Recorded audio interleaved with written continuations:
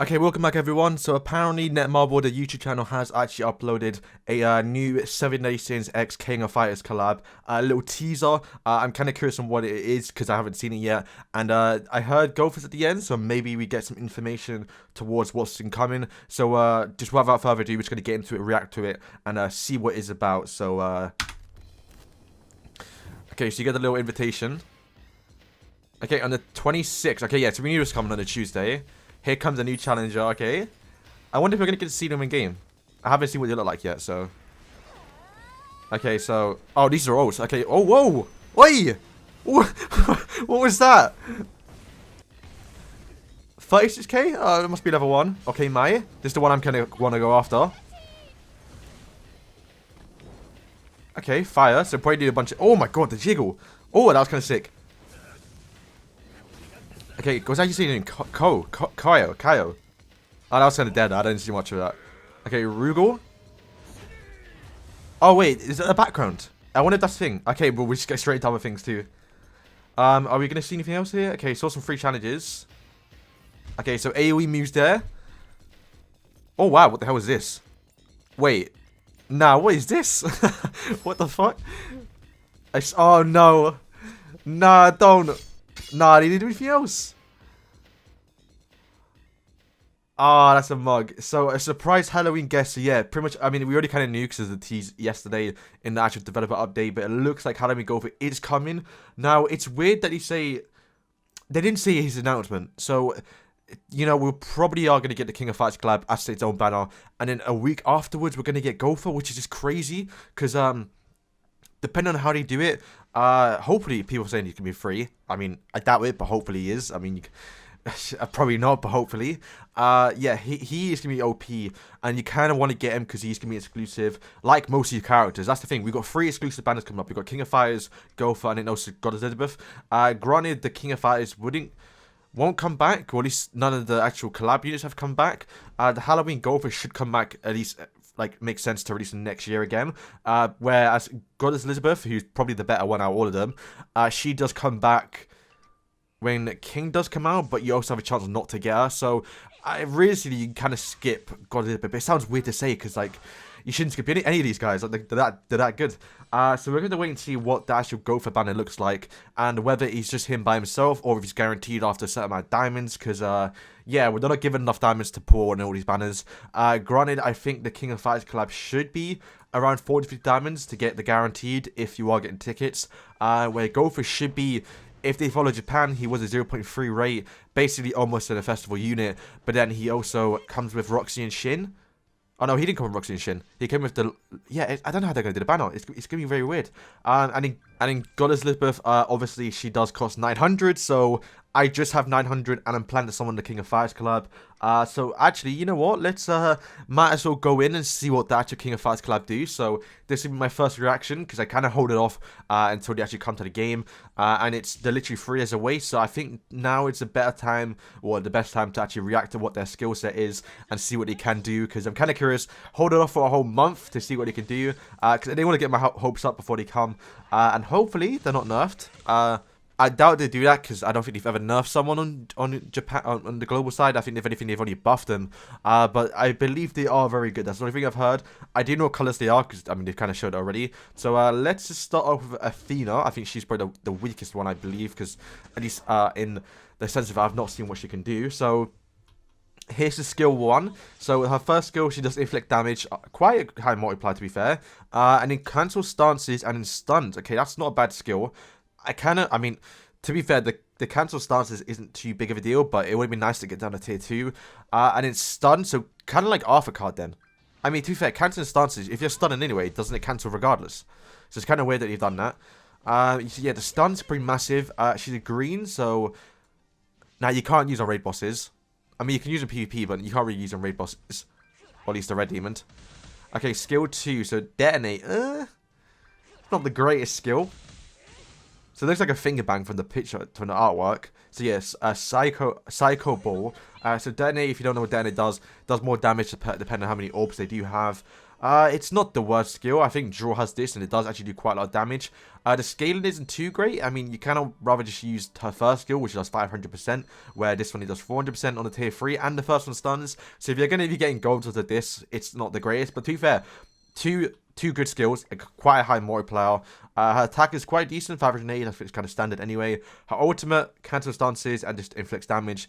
No combined attack, and it starts at 700%. So this, not as strong as Escanor's, but it does do quite a lot. So you know what, you might be able to kill off most people. Green as well, so I can see her being the worst, at least for right now. Maybe I haven't seen what other characters do yet. But she's green, so she's going to get kind of just KO'd by Lost Fane. But at least when Goddess Elizabeth does come out to the game, she's a blue, so, you know, greens might see more use. And at least you kind of want to make or break the actual, the characters. So the passive, when allies defeat an enemy on an ally's turn, reduce all enemies' ultimate gauge by 2. Or was it at the end of a PvP turn? Okay, so what? How does it work? So every time you kill someone in PvP, reduce their ultimate by 2 at the end of the turn. Or end of your turn. That's not too bad. Like, it's not going to help her stay alive, so she can still get taken out probably first. But still, she got quite high multiply, she can stun as well. With other characters in the game, like Lost Fane himself, you can probably kill someone straight away. And, you know, if you're using a team where you don't have actually any ultimate removal, you can kind of rely on just killing someone, doing brute damage. And then, doesn't say anything about it not activating when she's in the game, so you could be in the 4th slot maybe and have like mono red where you can actually nuke everyone. I think you could do that, but maybe not the best option. But yeah, still, that is Athena. Hopefully I'm saying her name right. And yeah, not too bad. What's her actual association? So what's it, res and HP, not the best stuff. You're Elizabeth and mono, so most people shouldn't have mono, but we have Elizabeth. So yeah, not the greatest one. You're probably just gonna whack in someone better, like someone who's got high attack, and just put her in, maybe a bunch of defense. I can see probably running HP defense on her. Yeah, so she's definitely a PvP character, as you can see from her passive, so we'll see how she works out. Now let's go on to, I say Rugel, because I think I want to leave May to last. So Rugel is, he's a final boss, so okay, so he's Pierce. Okay, so an AoE Pierce, so I think, yeah, I saw people using the farm, so that kind of makes sense now, which is attack skill. Then his next one is a debuff, so his next one is inflict damage equal to 180 attack onto one enemy and decreases attack-related stats by 20%. On a tier 1, that's not too bad. Yeah, that's not bad, actually, that's actually kind of good. Honestly, that's not too bad. You know, to get a debuff off on a tier 1 isn't too common, so you can lower the attack. I guess it's like Barn's card. So what, it's Barn and, Hauser in 1. Let's see his passive. Actually, let's just check his ultimate. Ultimate is inflict charge, which I think Eren has that, and 700 base multiply isn't too bad. I think that's actually higher than Eren. So already, let me check actually. So max Eren, okay, Eren does Shatter, where he ignores defense, but still not too bad. It does go higher than Eren's if you do get a 6/6, but bear in mind he isn't giving away for free, so it's going to be quite hard. But still, if you get this off, it should kill, since it does ignore defense. And his associations are Sunshine Escanor, which isn't too bad, and Barn, probably for an Escanor just for the extra bonus. And he is green, so once again, probably going to get KO'd quite a bit by Lost Fane. It doesn't really do anything to kind of stop him, but you use him in a pen team, which isn't too bad. But still, we probably get taken out first. Sim attacker's thing as well. That's his passive. Okay, so when the hero survives with HP below 50, remove all debuffs and... Wait, what? Never mind. When the hero survives HP below 50%, removes debuffs and fully heals HP. Increase stats by 15%. Okay, that's going to be quite mad. So I did say with Athena... One of the big things is probably with her, she's going to get taken out quite easily with Lost Fane. But to pretty much survive, but the thing is, I'm assuming it's only after the turn ends. So if you do get him below 50, is it? Because it'd be quite OP if he actually, like, if someone uses one card and he just kills back up after one card, whether if it's one turn, because then essentially you could just literally go all lost in cards, all red cards into him, and he might actually die before getting the actual passive up. But this is quite nasty, and it increases all stat by 15% as well. Is actually quite mad. Obviously, it only happens once per battle, but still, this is gonna help out quite a bit, especially if he does survive an ultimate. Fully heal and remove debuff is quite mad. To be fair, the debuff thing shouldn't be too much. Maybe against King in. I think King might be the best one. Like, Japan meta. King and, what's his name? Hendrickson. You know, they do a lot of debuffs, a lot of AoE attacks. So he might be quite good during that time since King is a blue. So you can do quite a lot of damage. This guy is probably the second, well, the best one so far. We haven't seen the other two. Now let's go into Kaio. I thought I was saying his name right. So I believe he is probably the best one. I don't know. I heard quite a lot of him. So let's see his first skill. So 2 attack skills. Okay. His first one is inflict damage per debuff on target. So unless he applies ignite somehow, it's not too great. Oh, so it's okay. So it's 20% increased damage per debuff. So quite a lot if you can get a lot of ignites on. Once again with King. Okay, yeah. The King and Hendrickson combo, I can see these three being quite good together. And then obviously the attack skill isn't too high, but bear in mind he does do 20% more damage per debuff, so you won't have a lot of debuff things on. Get that to a tier 3, 425%, it's going to do a lot of damage. His second skill, bear in mind both attack skills, so you can get attack disabled. Inflicts Scorch, that's something new. Increases damage dealt by 25, whoa, okay. So increases damage by 25% per ignite, so pretty much, yeah, you want to have debuffs on him. And to be fair, multiply, once again, not too high, especially for a gold card. But if you're getting a lot of ignites on, it's not too bad. Let's see his ultimate. Inflicts damage equal to 490% onto an enemy. Applies 2 ignites for 3 turns. I wonder if this scales up like Monspeed, because Monspeed does apply 7. If he does get a 6-6, that'd be quite mad, because if you're going to get 6 ignites, then you're going to do what? 6, 20 times 25, 150 extra damage on 1 skill. That's because you're quite mad. And in Cold Destruction, you're doing more damage per debuff. So yeah, you definitely get debuffs. So let's see what his passive is. Spirit off a man. At the start of every turn, apply 2 ignites. So that's how he gets it in. Whoa, okay. Oh, wow, okay. So, wow, okay. Applies 2 ignites at the start of each turn on all enemies. Each ignite affecting the enemy. Reduce the damage dealt by allies. Oh, okay. So, not too OP then.